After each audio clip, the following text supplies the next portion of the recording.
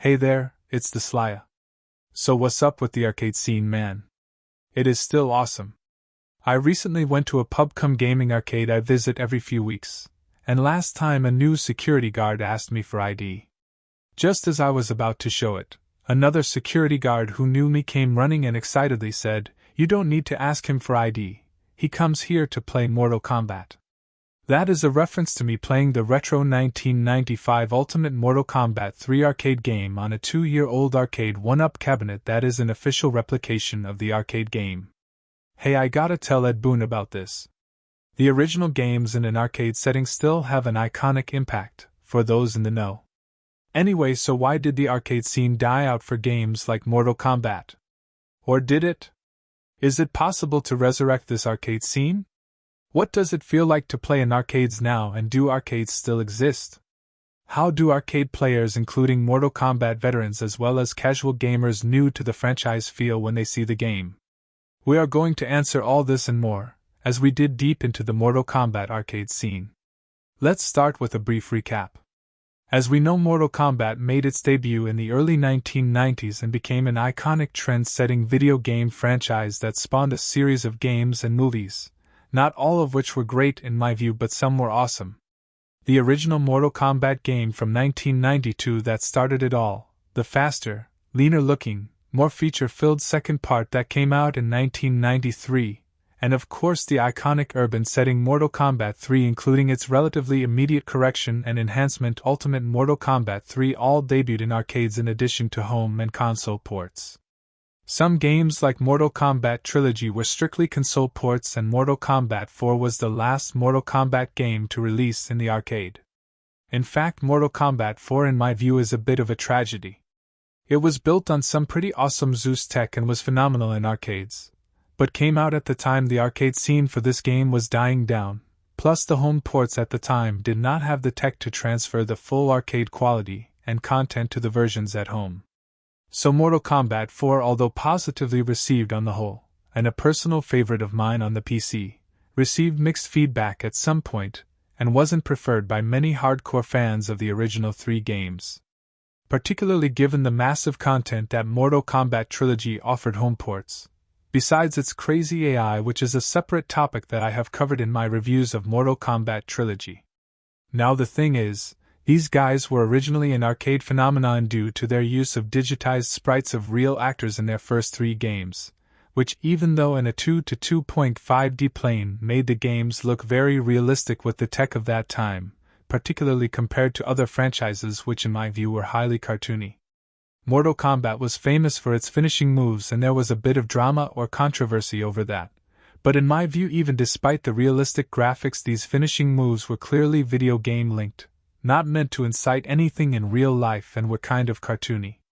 Nonetheless, Mortal Kombat Trilogy from 1996 and Mortal Kombat 4 from 1997 in home consoles have an option of turning the blood off, which potentially blacks out fatalities.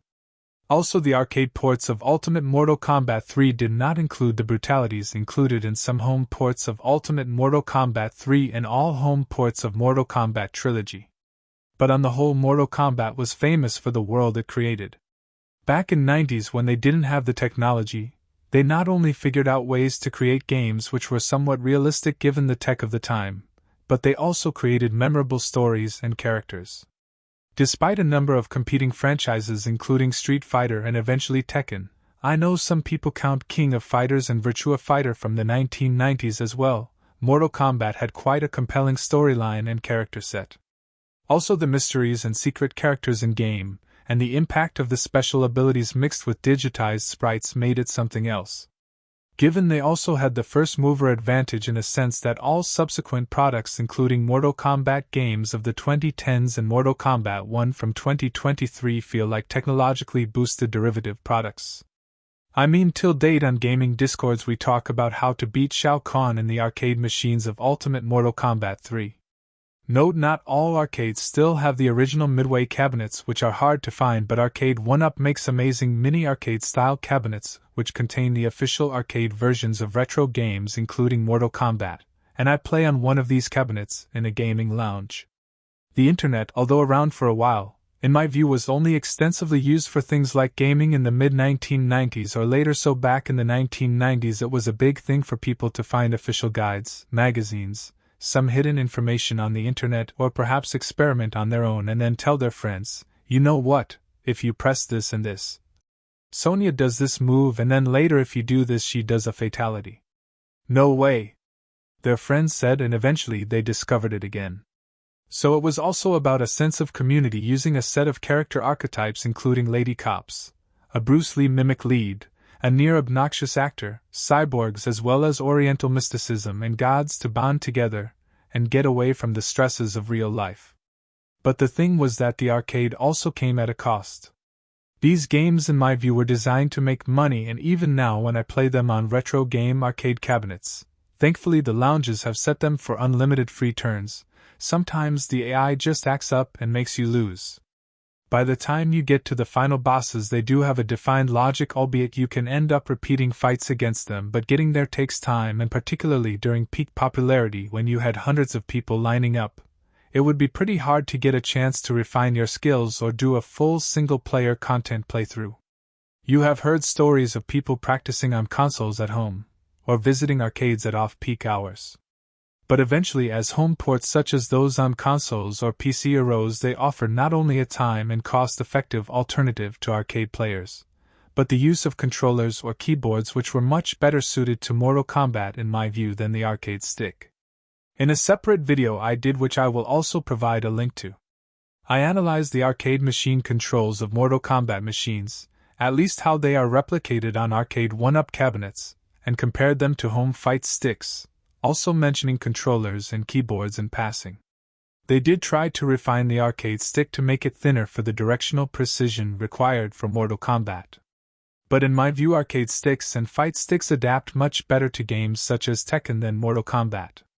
Anyway, the rise of consoles and the time and cost effectiveness in using these, albeit let me tell you there still was a group of players who preferred the arcade, and when consoles first came out they weren't cheap enough for everyone to afford, but still, this did lead to the Mortal Kombat arcade scene dying out. Some of the brutalities and finishing moves, or X-ray blows / fatal blows / crushing blows / body blows of the Mortal Kombat games from 2010s are a bit too graphic to be shown in every public environment in my view, but those games are more technically perfect fighters for competitive play. The 1990s Mortal Kombat games were fun for the spectacle, but I believe people do play them competitively, and until the 2010s and perhaps even now, in South America there is a competitive scene for the Mortal Kombat games from the 1990s. But let's now talk about what it is like to play Mortal Kombat in the arcades today. Both old and new games. I believe some parts of North America do have console-based competitions, both official and unofficial, for the modern games.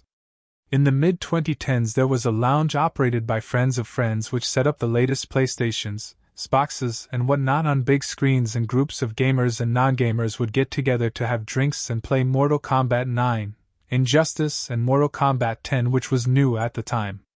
It was interesting to see the profile of hardcore Mortal Kombat gamers, including some beautiful young women. It was also interesting to see how non-gamers would have fun over drinks with these games and discover things about them that gamers wouldn't. I used to practice at home on the PC and then go to this lounge and beat up the visiting non-gamers and some casual gamers. Then one day a professional gamer came and I lost 3-2, but he was also impressed by my gaming. The non-gamers found it funny over drinks as I used Mortal Kombat 10's Jack's heavy weapons variation and the pro used Aaron Black. So one guy is like, now one guy will fire a rocket launcher from the left corner while another guy will fire a pistol from the right corner. What kind of fighting is that? Plus, I didn't realize gaming had its own sports-like subculture. I would meet one of the guys there, and every time I said hi, he thought I was challenging him to a game. Then he would play a character and variation he had been practicing, lose, and then say wow, great game, and shake hands after losing. Eventually that lounge was no longer in place.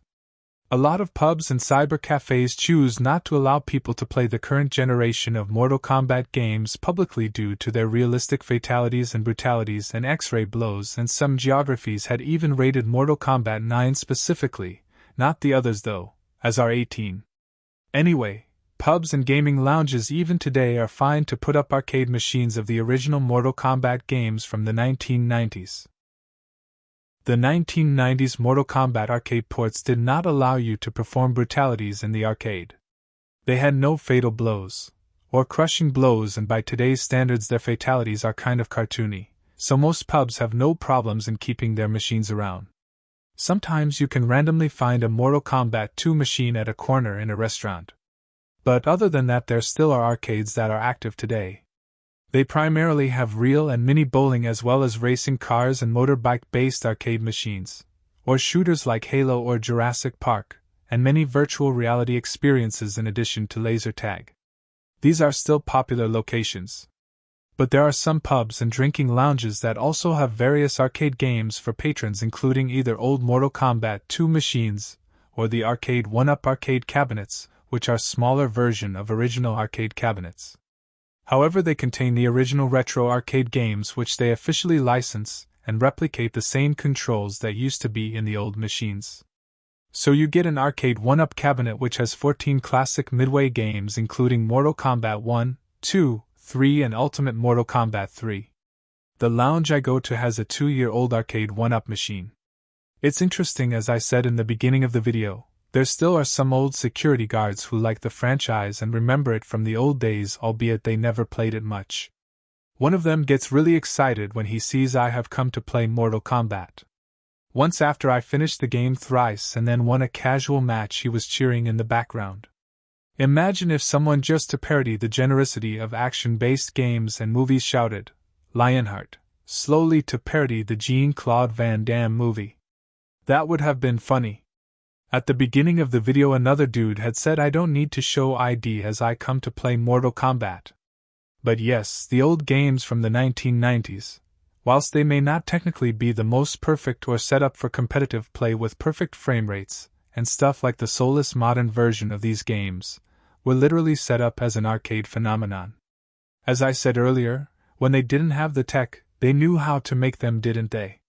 The old games even now have a great appeal in the arcade. A couple of kids who had heard of the franchise but had never played it before had an awesome time and tons of laughs whilst playing a couple of matches of Mortal Kombat 2. They were really amazed by the moves and special moves, some of which they found hilariously outrageous. Plus, till date, Mortal Kombat 2 looks phenomenal on screens in the arcades, and you can't make out it is 31 years old. At the most, you will think it is 5 to 6 years old. Ultimate Mortal Kombat 3 is a better game in my view for sure, but its graphics are a bit blurry after a point, and even on the arcade machine you can make out it is a somewhat old game, albeit you won't go as far as the 1990s. One advantage of not too many people in my geography knowing about these games is that I am pretty much the only one most of the time playing on the Arcade 1-Up cabinet.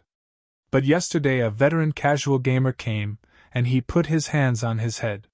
He is like, "Oh my God, where did you find this? I can't believe you are doing this." He didn't ask to play but remembered how tough the game was from the days he beat it, and finished it in the arcades and home ports. He was careful not to disturb my winning run as well. He said the others may not know, but he knows the significance of what I was doing and achieving and how tough it is to beat the game like I have, going back to the days when he did it. He means like, come on man, Shao Kahn. The way he said and emphasized Shao Kahn was as if the villain is the most imposing and challenging villain even today. He was impressed I eventually beat Shao, and even took a photograph of the winning screen. So that is the kind of legacy that these games created. Imagine even today somebody raises their eyebrows in awe at the challenge of facing Shao Kahn. How many people remember the garbage villains of Mortal Kombat 10 from 2015 and Mortal Kombat 11 from 2015 and talk about them that way? It was about creating the phenomenon and spectacle, with just a sufficient degree of technical proficiency. Of course, long plays and all are easier at home. And to be fair, the arcade sticks and controls are not really suited to Mortal Kombat, although they tried making the joystick thinner to make click-based movements easier.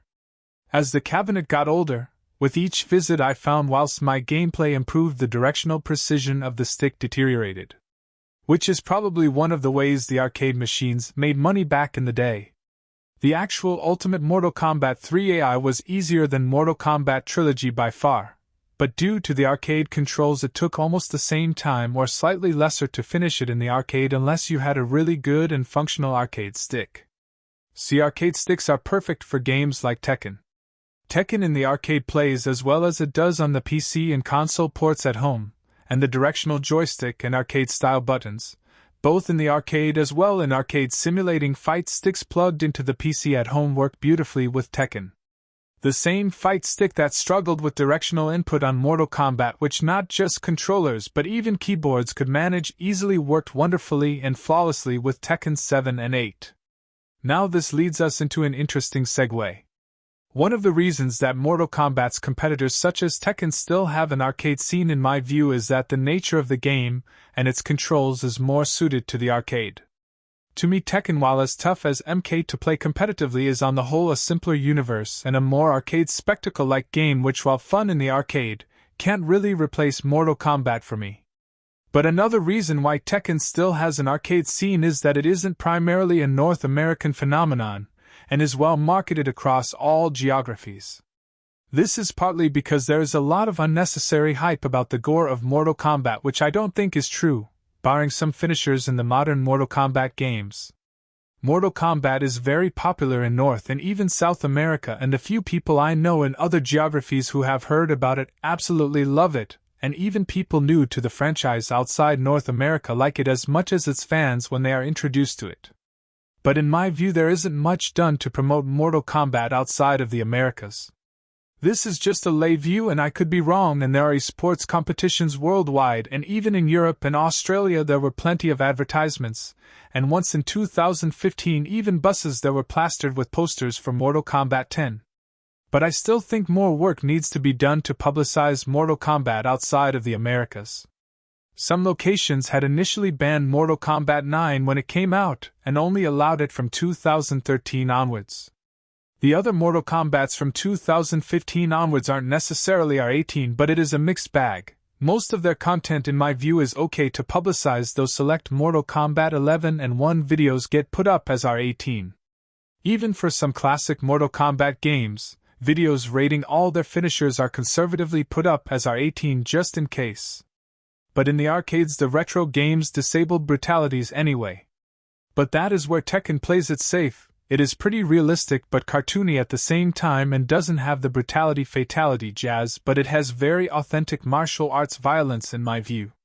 This is where Mortal Kombat gets a bit arrogant. I know now most of the branding, promotion, competitive play and income for Mortal Kombat is from the consoles and home ports, so maybe they don't really need the arcades anymore.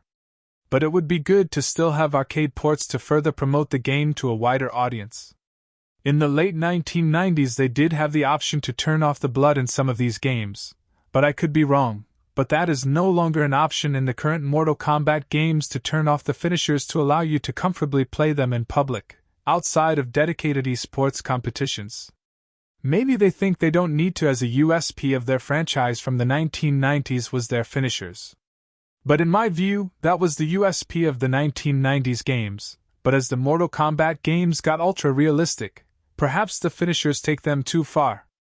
But then your question is, if these games are built for a niche audience, then why? Plus, don't get me wrong, I have played Tekken 7 online, and playing Tekken competitively is as hard as Mortal Kombat. But Mortal Kombat is a more specialized gaming culture that requires a depth of appreciation beyond the arcade. I get that. But what I am trying to say is there still is an opportunity to supplement the dedicated console and competitive arena component of Mortal Kombat with a fun communal arcade component like the old days. At least us 90s folks love reliving those old days.